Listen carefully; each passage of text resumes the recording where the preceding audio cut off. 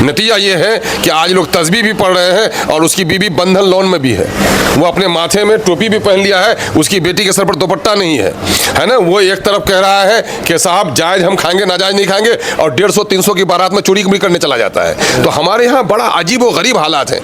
पहले लोग सुपारी देते थे, 10 लाख 20 लाख रुपया देते थे सुपारी कि फला की जान मारनी है। अब इतनी सुपारी की जरूरत नहीं पड़ेगी। जो बच्चे स्मैक के आदी हो गए हैं, जब उनको स्मैक नहीं मिलता है तो वो खुद फांसी लेना चाहता है, और वो 200 रुपया का पुड़िया खरीदने के लिए किसी का भी जान मार सकता है। आज जो पूरे किशनगंज में किसी का मोटर चोरी हो रहा है, किसी की कुर्सी चोरी है, मोटरसाइकिल का चक्का खोल के लेके चला जा रहा है, ये क्या हो रहा है? ये वही स्मैकर्स हैं जो लोग समाज को बर्बाद कर रहे हैं। किशनगंज विधानसभा से भी एमआईएम के कई सारे दावेदार हैं, ठाकुरगंज से भी कई दावेदार हैं, बहादुरगंज का तो आपने फाइनल ही कर दिया, लेकिन कोचाधामन से कोई नहीं दिख रहा है सर अब तक। कोचाधामन से मैं दावेदार नहीं देने आ रही आपको। तो फिर अमर का क्या होगा?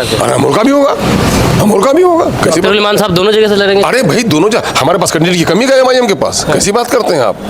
अभी हम लोग सोचता रहे, देख रहे हैं कौन किस वक्त करोड़ बदलता है, सारा तमाशा है। आज कहा जा रहा है कि आप जाइए बूथ पर और आपका बीएलओ बताएगा कि किन लोगों का सबमिट हुआ है कागज और किन लोगों का नहीं हुआ है, और जिन लोगों का सबमिट नहीं हो पाएगा ऐसे लोगों का नाम फाइनल पब्लिकेशन में छाट दिया जाएगा। और जब फाइनल पब्लिकेशन में छाट दिया जाएगा उसके चंद दिनों के अंदर में यहाँ पर कोड ऑफ कंडक्ट लागू होने वाला है। कोड ऑफ कंडक्ट जब लागू होगा तो इलेक्शन के मुतालिक कोई भी मुकदमा आप अदालत में नहीं कर पाएंगे। इसलिए अंदेशा है कि 1,45,000 नहीं बल्कि इसकी तादाद 2,45,000 भी हो सकती है। चोर को सजा मिलनी चाहिए, जानी को सजा मिलनी चाहिए, किसी की बेटी को लेकर कोई भगा रहा है उसको सजा मिलनी चाहिए, लेकिन कानून को हाथ में लेने की किसी को इजाजत नहीं है। मैं कहता हूं कि दुनिया में सबसे सख्त तरीन कानून अमन के क़याम के लिए लोग कहते हैं शरिया कानून, जो इस्लामी शरीयत है। इस्लामी शरीयत में भी सजा ये है कि जो चोरी करेगा उसके हाथ काटे जाएंगे, जो चोरी करेगा उसकी गर्दन काटी जाएगी, ऐसा नहीं है। तो है ना, हर इलेक्शन से पहले रिवीजन आपने कराया है, तो हर इलेक्शन से पहले रिवीजन कराया है, तो इतने मरने वाले क्या ये 1 साल के बाद आ गए? आपने 2024 में पार्लियामेंट्री इलेक्शन से पहले भी रिवीजन किया था, तो उसके बाद क्या इतने लोग आ गए इसमें?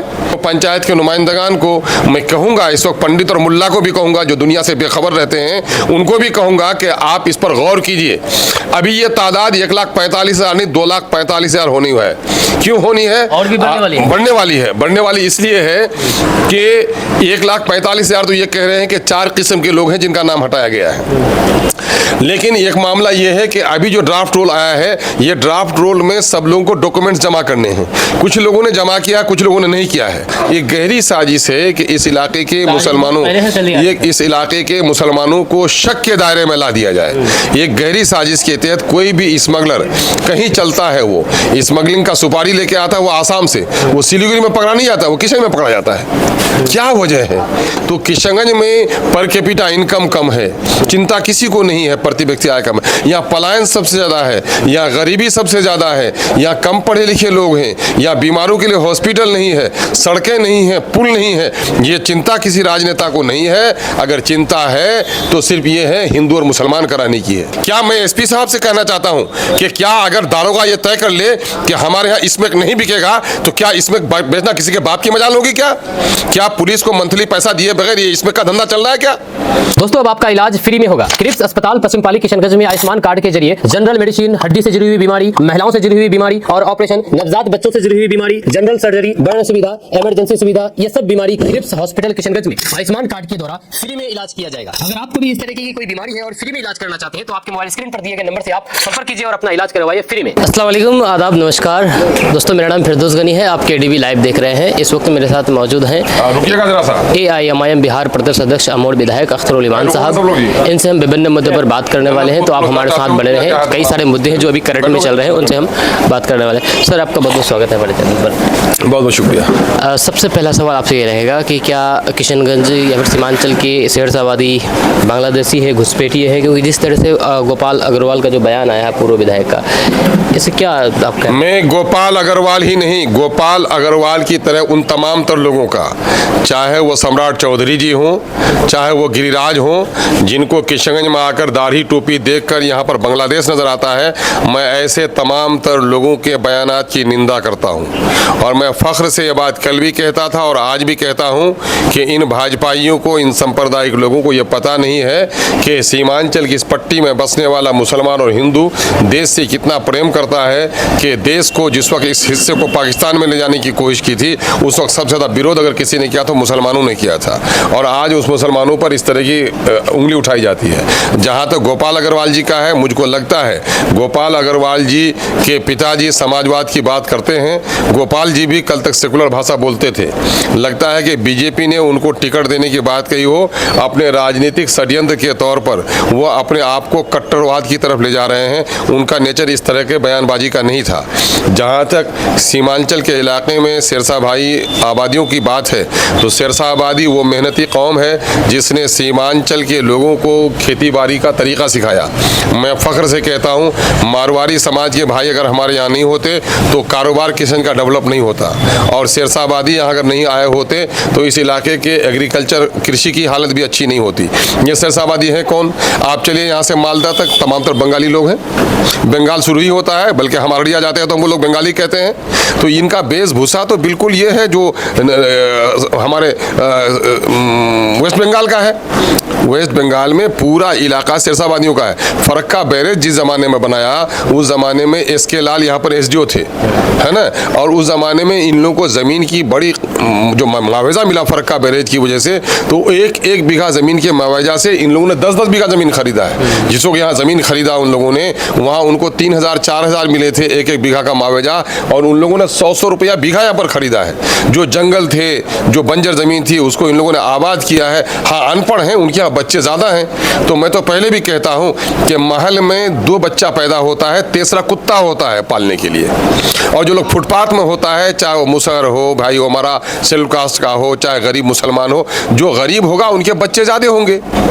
तो ये गरीब हैं, इस पर से इनके बच्चे ज़्यादा हो गए हैं। लेकिन ये बाहर से आए हुए हैं, यकीनन है कि बाहर से अगर कोई और लोग आ रहे हैं तो ये यकीनन है चिंता का विषय है। मैं उनका कभी समर्थन नहीं कर सकता। जो बाहर से आया हो उसका कमर में रस्सी लगाओ, और बाहर से आने वाले में हिंदू मुसलमान दोनों शामिल हैं, है ना। उनके बारे में तो उनकी जबान नहीं खुलती, इसमें हिंदू मुसलमान दोनों शामिल हैं। लेकिन सिर्फ एक वर्ग को टारगेट, एक वर्ग को टारगेट करके कहीं ना कहीं किशनगंज के शांत और सौहार्दपूर्ण वातावरण को कहीं ना कहीं प्रदूषित करना, कहीं ना कहीं तनाव पैदा करने की नाकाम कोशिश, और आने वाले दिनों में भाजपा के टिकट से इलेक्शन लड़ने की साजिश का हिस्सा है। सर ये सिर्फ आज का मामला नहीं, इससे पहले भी सिरसाबादी के ऊपर इस तरीके की टिप्पणी की जाती रही है।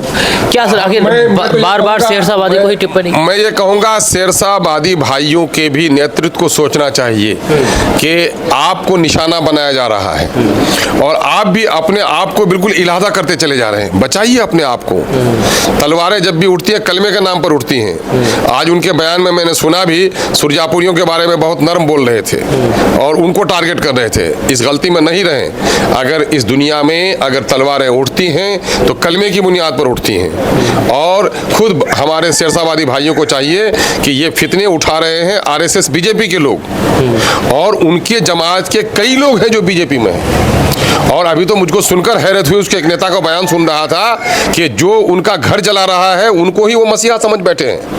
तो नादान नेताओं से भी कौम का नुकसान हुआ है। हमारे सिरसाबादी भाइयों को भी अपना चिंतन, गहन चिंतन मंथन करना चाहिए कि इनकी सोसाइटी के सही नेतृत्व कौन कर रहे हैं, और निज लाभ की वजह से कौम का सौदा कौन लोग कर रहे हैं, इनको भी जरा गौर करना चाहिए। लगातार सीमांचल किशनगंज को टारगेट किया जा रहा है, चाहे आधार कार्ड को लेकर हो या फिर निवास प्रमाण पत्र को लेकर हो, जिस तरह से बीजेपी नेताओं द्वारा टारगेट किया जा रहा है, लेकिन हकीकत बिल्कुल इससे परे होता है। किशनगंज के मासूम हिंदू और मुसलमानों को पता नहीं है कि एक कश्मीर में उधर लगाई गई है आग, और दूसरे इस इलाके को कश्मीर बनाने की एक साजिश चल रही है। मैं दावे के साथ कह सकता हूँ पूरे देश के अंदर में हिंदू और मुसलमानों का जो सौहार्द सीमांचल में है उसकी मिसाल कहीं नहीं मिल सकती है। लेकिन न जाने क्यों इस इलाके के मुसलमानों को कभी टारगेट किया जाता है। आज तो सिरसाबादी भाइयों की बात है। आप लोगों को याद होना चाहिए एक ज़माना में रफ़ीक आलम साहब जो वज़ीर रहे मरहूम, मोहम्मद हुसैन आज़ाद साहब जो जावेद आज़ाद साहब के वालिद मोहतरम हैं, तस्लीमुद्दीन साहब जो उसको सीमांचल गांधी हम लोग कहते हैं, इन लोगों के नाम से भी बांग्लादेशी घुसपैठिया का नोटिस कराया गया। ये गहरी साजिश है कि इस इलाके के मुसलमानों, ये इस इलाके के मुसलमानों को शक के दायरे में ला दिया जाए। ये गहरी साजिश के तहत कोई भी स्मगलर कहीं चलता है, वो स्मगलिंग का सुपारी लेके आता है, वो आसाम से, वो सिलीगुड़ी में पकड़ा नहीं जाता, वो किशन में पकड़ा जाता है। क्या वजह है? तो किशनगंज में पर कैपिटा इनकम कम है, चिंता किसी को नहीं है, प्रति व्यक्ति आय कम है। यहाँ पलायन सबसे ज़्यादा है, यहाँ गरीबी सबसे ज़्यादा है, यहाँ कम पढ़े लिखे लोग हैं, यहाँ बीमारों के लिए हॉस्पिटल नहीं है, सड़कें नहीं है, पुल नहीं है। ये चिंता किसी राजनेता को नहीं है। अगर चिंता है तो सिर्फ ये है हिंदू और मुसलमान कराने की है। और जो लोग, और मैं तो पहले भी जो 2004 में मैं जिला परिषद का मेंबर था, 2005 में मैं बन गया था एमएलए, तो मैं उस वक्त गया था। उस वक्त गृह मंत्रालय को जाकर के मैंने दरखास्त दी थी कि साहब जिस तरह से बांग्लादेश की घेराबंदी आपने कर दिया है, नेपाल के बॉर्डर की भी घेराबंदी कर दीजिए, है ना, वहाँ वायरिंग कर दीजिए आप, और पूरे तौर पर आप उसको बंद कर दीजिए। इस इलाके को नेपाल के खुले रास्ते से कहीं न कहीं से बदनाम कराया जा रहा है। और अभी आपने देखा होगा कि गोपाल अग्रवाल साहब ने जो नाम लिया है वो नेपाल का लिया है। नेपाल से कारोबार करने का तारीख किनकी रही है वो भी जनता जानती है। लेकिन चूंकि यहाँ के राजनेताओं में, खास करके माइनॉरिटी के लीडरशिप में, एक दूसरे की टांग खींचने वाले हैं, गोंगों और बहरों के हाथों में क़यादत देकर लोग अपने आप को तबाह कर रहे हैं। सर, ये पहले एक वर्ग को खास करके ज़मीन पर मारा पीटा जाता था, दाढ़ी देख करके, टोपी देख करके। अभी हाल फिलहाल एक घटना आई है, फ्लाइट में एक व्यक्ति जो टोपी दाढ़ी पहने हुए उसको बिना मतलब का मारा पीटा जा रहा है। तो क्या ये नहीं लगता है कि इस तरह नफरत कहाँ तक जाएगी? मोदी ने जो नफरत की आग लगाई है और मोदी ने जो नफरत की बारूद बिछाई है, वो आग कभी भी कहीं भी लग सकती है। आप वही कहते हैं, हॉस्पिटल्स में नाम पूछकर इलाज हो रहा है, स्कूलों में बच्चों के दरमियान में नफरत की फैला दी गई है। मैं कहता हूँ ये अंग्रेजों से लड़ने के लिए लोगों ने उस वक्त एक ही जज्बा पैदा किया था कि हिंदू, मुस्लिम, सिख, ईसाई आपस में हैं, सब भाई भाई, सब मिलकर लड़ेंगे अंग्रेजों के खिलाफ लड़ाई। तो सब मिलकर लड़े थे। उस वक्त राष्ट्रवाद की भावना थी, कौमियत थी, ये नेशनलिज्म था, ये देश हम सब का है। लेकिन देश के आज़ाद होते ही मुट्ठी भर लोग जो गद्दी पर बैठे, उन्होंने किसी जात विशेष को, किसी वर्ग विशेष को, किसी क्षेत्र विशेष को नजर में लाया, बाकी लोगों को छोड़ दिया, जिसके नतीजे में क्षेत्रवाद का नारा उठा, जातिवाद का नारा उठा, भाषावाद उठा, जिसकी वजह से आज समाज टूट गया है। भारत सबका है, भारत का कोई नहीं है। आप देखेंगे कि हिंदी को लोग कहते हैं राष्ट्रभाषा है, ये आपने बना दिया है कि राष्ट्रभाषा, वो राष्ट्रभाषा है नहीं। आप बंगाल में जाइए कोई हिंदी नहीं पढ़ता, केरल में जाइए कोई हिंदी नहीं पढ़ता, आप चले जाइए नॉर्थ में, है ना, कोई हिंदी नहीं पढ़ता। अरे राजभाषा है, राष्ट्रभाषा कोई नहीं है। लेकिन कुछ दीवाने हैं जो हिंदी को राष्ट्रभाषा के नाम पर, जिसकी वजह से महाराष्ट्र में अभी महाराष्ट्र को लेकर के उठे हैं, है ना, केरल, तमिलनाडु में, साउथ में एक अलग लड़ाई चल रही है। ये जो लोग करेंगे नाइंसाफी, ये देश सबका है, सबका वेशभूषा, खान पान अलग है, ये करने का काम करेंगे, लोग समाज को तोड़ेंगे, और यही काम मोदी कर रहे हैं। सर, एसआईआर का मुद्दा, अभी जो लिस्ट जारी किया गया है, किशनगंज के 1,46,000 करीब लोगों के नाम काटे गए। मैंने अभी भी कहा है 1,46,000 नाम तो अभी ड्राफ्ट रोल में गायब हो गए हैं। इसमें 4 किस्म के लोग गायब किए गए हैं। एक जो मरे हैं वो गायब हैं, ठीक है, उनको गायब होना चाहिए। डबल एंट्री, मैंने शादी हो गई और फिर मैके में भी ससुराल में नाम किसी एक जगह होना चाहिए, इनको होना चाहिए। कुछ लोग एब्सेंट है, लापता है, उसका पता ही नहीं है। और कुछ लोग ये हैं कि यहाँ से शिफ्ट कर गए हैं, ऐसे लोगों का नाम हटना चाहिए। लेकिन मैं ये कहता हूँ कि इनकी तादाद इतनी बड़ी नहीं होगी। इलेक्शन कमीशन ऑफ इंडिया को सोचना चाहिए कि आप एसआईआर करा रहे हैं, तो आप एसआईआर करा रहे हैं, स्पेशल इंटेंसिव आप रिवीजन करा रहे हैं, लेकिन आप रिवीजन का काम तो चलता ही रहता है ना। हर इलेक्शन से पहले रिवीजन आपने कराया है, तो हर इलेक्शन से पहले रिवीजन कराया है, तो इतने मरने वाले क्या ये 1 साल के बाद आ गए? आपने 2024 में पार्लियामेंट्री इलेक्शन से पहले भी रिवीजन किया था, तो उसके बाद क्या इतने लोग आ गए इसमें? इसके माने पिछला रिवीजन आपका सही नहीं था। अगर पिछला रिवीजन गलत था तो इसमें भी गलती होने की संपूर्ण संभावना है। जो सबसे बड़ा मसला है इस वक्त, मैं तमाम तर वोटर्स को, सोशल एक्टिविस्ट को, पंचायत के नुमाइंदगान को मैं कहूँगा, इस वक्त पंडित और मुल्ला को भी कहूँगा जो दुनिया से बेखबर रहते हैं, उनको भी कहूँगा कि आप इस पर गौर कीजिए। अभी ये तादाद 1,45,000 नहीं, 2,45,000 होनी है। क्यों होनी है? और भी बढ़ने वाली है। बढ़ने वाली इसलिए है कि 1,45,000 तो ये कह रहे हैं कि 4 किस्म के लोग हैं जिनका नाम हटाया गया है। लेकिन एक मामला ये है कि अभी जो ड्राफ्ट रोल आया है, ये ड्राफ्ट रोल में सब लोगों को डॉक्यूमेंट्स जमा करने हैं। कुछ लोगों ने जमा किया, कुछ लोगों ने नहीं किया है। इलेक्शन कमीशन ऑफ इंडिया को जब ये ड्राफ्ट रोल आप लाए हैं तो आपको लाना चाहिए कि कितने लोगों का डॉक्यूमेंटेशन हुआ है और कितने लोगों का नहीं हुआ है। ऐसा कोई इंडिकेशन इनके पब्लिकेशन में नहीं है। ऑनलाइन भी देखिएगा कि आपका डॉक्यूमेंट जमा हुआ है कि नहीं हुआ है, आपको सिर्फ ये दिखाया जा रहा है कि आपका ड्राफ्ट रोल में नाम आ गया है। अब इनको भी तो मामला यह है कि अब जब आप दे रहे हैं, पब्लिकेशन आप कर रहे हैं, तो आपको लाना चाहिए था कि भाई इन लोगों का डॉक्यूमेंट जमा नहीं हुआ है, ताकि वो समझते कि हमारा डॉक्यूमेंट जमा नहीं हुआ है। इनको जहां ये इतने लोगों का नाम जारी किया है, 1,45,000 का नाम हटाया गया है, यहाँ इनको एक आंकड़ा और भी देना चाहिए था कि इतने लोगों का डॉक्यूमेंट जमा हुआ है, इतने लोगों का डॉक्यूमेंट जमा नहीं हुआ है, ताकि जिन लोगों का डॉक्यूमेंट जमा नहीं हुआ है वो अवर हो जाते, वो होशियार हो जाते, वो अपना बनाते। एक तो ये है कि पब्लिकेशन में भी कोई इंडिकेशन नहीं है, आप आंकड़े भी पेश नहीं कर रहे हैं। मैं जो कई ERO से पूछा तो उसने कहा कि साहब हमारे BLO के पास लिस्ट है कि किसका सबमिशन हुआ है, डॉक्यूमेंट जमा हुआ है, किसका नहीं जमा हुआ है। अब एक बेचारा जो हमारा कल्लू बद्दू था, वो पिछले दिनों में आपने कहा था कि फला को जन्म पत्र अपना देना होगा, फला को बाप माँ दोनों का देना पड़ेगा, फला को माँ का देना पड़ेगा। आपने उस वक्त क्या किया, जल्दी में इलेक्शन कमीशन ऑफ इंडिया ने इस 25 दिन में आपने चाहा कि मैं सारे लोगों का फॉर्म जमा कर लूं, और तमाम तरह ERO ने, कई ऑफिसर हम लोग से नाराज हो गए कि साहब हमने कहा कि भाई इलेक्शन कमीशन ऑफ इंडिया का हुक्म है कि जिनका आप फॉर्म भरेंगे उनको आप पावती देंगे, उनको रसीद देंगे, 2 फॉर्म देंगे, एक फॉर्म भरकर आप रख लेंगे, एक फॉर्म भर करके आप वोटर को देंगे। लेकिन इनका कहीं नहीं किया गया है, और आज कहा जा रहा है कि आप जाइए बूथ पर और आपका BLO बताएगा कि किन लोगों का सबमिट हुआ है कागज और किन लोगों का नहीं हुआ है, और जिन लोगों का सबमिट नहीं हो पाएगा ऐसे लोगों का नाम फाइनल पब्लिकेशन में छाट दिया जाएगा। और जब फाइनल पब्लिकेशन में छाट दिया जाएगा उसके चंद दिनों के अंदर में यहाँ पर कोड ऑफ कंडक्ट लागू होने वाला है। कोड ऑफ कंडक्ट जब लागू होगा तो इलेक्शन के मुतालिक कोई भी मुकदमा आप अदालत में नहीं कर पाएंगे। इसलिए अंदेशा है कि 1,45,000 नहीं बल्कि इसकी तादाद 2,45,000 भी हो सकती है। जो अभी नाम आया है ये अभी काफी नहीं है, इसको देखकर खुश नहीं होना चाहिए। बिल्कुल खुश होने की जरूरत नहीं है, बल्कि तहकीक का मसला है, और इन्होंने अंधकार में लोगों को रखा है। इनको साफ लाना चाहिए कि आपका कागज जमा हुआ है और आपका कागज जमा नहीं हुआ है ना, पारदर्शिता नहीं है इसमें। सर ये आप मॉब लिंचिंग को लेकर के आप भी काफी ज्यादा मुखर हैं, कई सारे मॉब लिंचिंग हुए, उस घटना को लेकर आप भी बहुत ज्यादा मुखर होकर के बोले हैं। देखिए चोर को सजा मिलनी चाहिए। बहादुरगंज में जिस तरह से घटना हुई है सर, इस तरह से आपका चोर को सजा मिलनी चाहिए, जानी को सजा मिलनी चाहिए, किसी की बेटी को लेकर कोई भगा रहा है उसको सजा मिलनी चाहिए, लेकिन कानून को हाथ में लेने की किसी को इजाजत नहीं है। मैं कहता हूं कि दुनिया में सबसे सख्त तरीन कानून अमन के क़याम के लिए लोग कहते हैं शरिया कानून, जो इस्लामी शरीयत है। इस्लामी शरीयत में भी सजा ये है कि जो चोरी करेगा उसके हाथ काटे जाएंगे, जो चोरी करेगा उसकी गर्दन काटी जाएगी, ऐसा नहीं है। तो इसलिए अगर ऐसा कुछ हुआ है,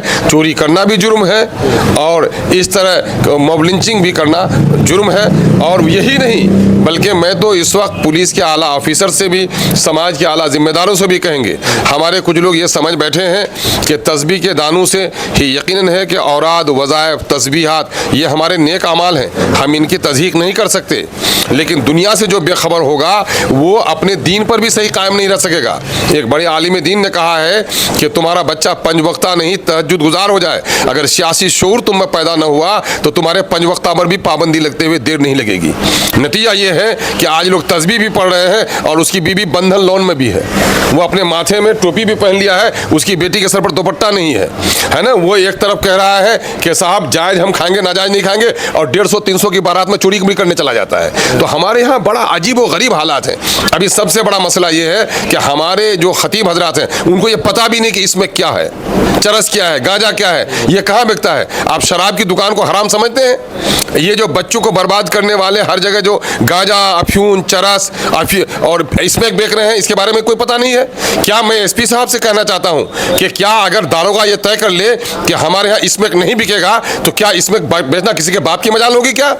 आपके पास जब चैलेंज आता है, आपको मैं मुबारकबाद देता हूं कि आपने एक लड़की का मर्डर 29 तारीख को हुआ और आपने 31 तारीख को उद्भेदन कर लिया, बिट्टागाज में हुआ। पुलिस अगर चाहती है तो उद्भेदन करा लेती है, लेकिन ये जो स्मैक बिक रहा है, क्या पुलिस को मंथली पैसा दिए बगैर ये स्मैक का धंधा चल रहा है क्या? तो ये अभी बच्चे तो अभी आप एक मर्डर देख रहे हैं, आने वाले दिनों में आप देखेंगे कितने मर्डर होंगे। पहले लोग सुपारी देते थे, 10 लाख 20 लाख रुपया देते थे सुपारी कि फला की जान मारनी है। अब इतनी सुपारी की जरूरत नहीं पड़ेगी। जो बच्चे स्मैक के आदी हो गए हैं, जब उनको स्मैक नहीं मिलता है तो वो खुद फांसी लेना चाहता है, और वो 200 रुपया का पुड़िया खरीदने के लिए किसी का भी जान मार सकता है। आज जो पूरे किशनगंज किशनगंज में किसी का मोटर चोरी हो रहा है, किसी की कुर्सी चोरी है, मोटरसाइकिल का चक्का खोल के लेके चला जा रहा है। ये क्या हो रहा है? ये वही स्मैकर्स हैं जो लोग समाज को बर्बाद कर रहे हैं। लेकिन उसके मामले में पुलिस भी चुप साधे हुए हैं। हमारे मिंबरों मेहराब के न मौलाना को खबर है इसकी, न पंडित जी को इसके बारे में खबर है, न समाज का कोई आदमी, बल्कि हमारे बहुत सारे नेता ये हैं कि इलेक्शन की खातिर पॉलिथीन का पैसा दे देते हैं। ये लोग समाज को तबाह बर्बाद कर रहे हैं। बिल्कुल, लगभग हर चौक चौराहों पर इस तरह की स्मैक नशे का कारोबार चल रहा है। सर, एक दो तीन मुद्दा और है बस। देखा जाता है यहाँ पर किशनगंज विधानसभा से भी एमआईएम के कई सारे दावेदार हैं, ठाकुरगंज से भी कई दावेदार हैं, बहादुरगंज का तो आपने फाइनली कर दिया, लेकिन कोचाधामन से कोई नहीं दिख रहा है सर अब तक। अरे कोई मैं दावेदार नहीं देने आ रही आपको। तो फिर अमर का क्या होगा सर? अरे अमर का भी होगा, अमर का भी होगा। कैसी अब्दुल मान साहब दोनों जगह से लड़ेंगे? अरे भाई दोनों हमारे पास कैंडिडेट की कमी है एमआईएम के पास। कैसी बात करते हैं आप? अभी हम लोग सुस्ता रहे हैं, देख रहे हैं कौन किस वक्त करोड़ बदलता है। सारा तमाशा है, बदल कर फकीरों का हम भेष गालिब, तमाशा है अहले करम देखते हैं, हम इधर देखते हैं, हम उधर देखते हैं, हम अहले नज़र की नज़र देखते हैं। तो अख्तरुल ईमान साहब कोचाधामन से या फिर अमर से आए? अरे वक्त पर बताएंगे ना। अख्तरुल ईमान होगा, दूसरा अख्तरुल ईमान होगा यहाँ पर। ऐसी दिक्कत की क्या बात है? एमआईएम के पास कैंडिडेट की कमी है क्या? वक्त पर खोलेंगे मुट्ठी, देखिएगा बहुत ही बेहतरीन कैंडिडेट आपको देने जा रहा है। बहुत ही बेहतरीन। सर, इस बार एक लास्ट सवाल ही है आपका। मास्टर मुजाहिद साहब जब क्या आपको अप्रोच किया था आपके एमआईएम में शामिल होने के लिए? उन्होंने कहा, जैसे कहा कि नहीं उधर से अप्रोच आया था, लेकिन हम आरजेडी में शामिल होना पसंद। अच्छा, आप उनसे पूछ लीजिएगा, आप उधर चले गए हैं तो आप वो जो कहें वही सही। आपकी तरफ से अप्रोच किया गया था? अब इन बातों की तहकीक की जरूरत नहीं है, उनसे खुद पूछ लीजिएगा सच्चाई क्या है, उनसे खुद पूछ लीजिएगा सच्चाई। ठीक, बहुत बहुत शुक्रिया सर बात करने के लिए। इस वीडियो को यहीं पर एंड कर देते हैं। मेरा नाम फिरदौस गनी है, आप केडीवी लाइव देख रहे हैं। मेरे साथ इस वक्त मौजूद थे अख्तरुल ईमान साहब, AIMI के बिहार प्रदेश अध्यक्ष हैं और बाकी अमोर से विधायक हैं। आपका इसके बारे में क्या कहना है नीचे कमेंट बॉक्स में कमेंट करके जरूर बताइएगा। मिलते हैं नेक्स्ट वीडियो के साथ। जय हिंद, जय भारत।